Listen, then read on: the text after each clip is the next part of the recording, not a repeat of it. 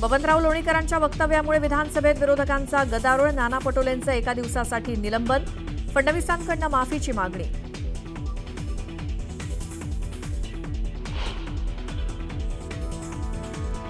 शक्तीपीठ महामार्गाच्या विरोधात शेतकरी आक्रमक. आंदोलक शेतकऱ्यांचा नदीत उडी मारण्याचा प्रयत्न. सरकारच्या विरोधात हजारो शेतकरी रस्त्यावर.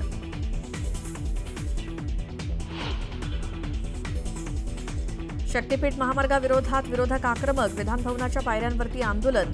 सरकारच्या विरोधात जोरदार घोषणाबाजी.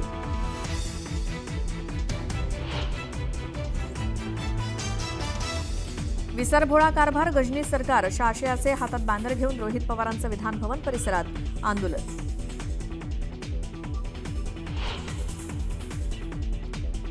विरोधी पक्षनेते पदाबाबत कुठलीही घटनात्मक अडचण नसल्यामुळे सरकारनं पुढाकार घ्यावा. भास्कर जाधव यांची मागणी.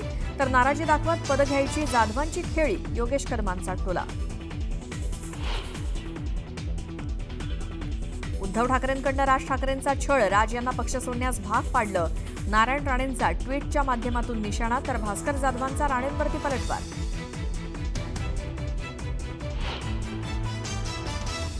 वरळीच्या एनएससीआय डोममध्ये ठाकरे बंधूंची जल्लोष सभा होणार. मनसे आणि उबाठाचे नेते सभास्थळाची पाहणी करणार. सभेत ठाकरे बंधू करणार भाषण.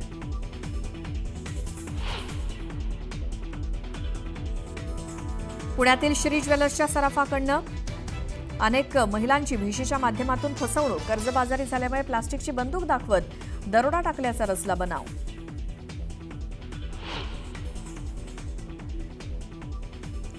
उत्तराखंडमध्ये पावसाचं थैमान. यमुनोत्री धाममध्ये महाराष्ट्रातील 150हून अधिक पर्यटक अडकले. पर्यटकांची मदतीसाठी सरकारकडे याचना.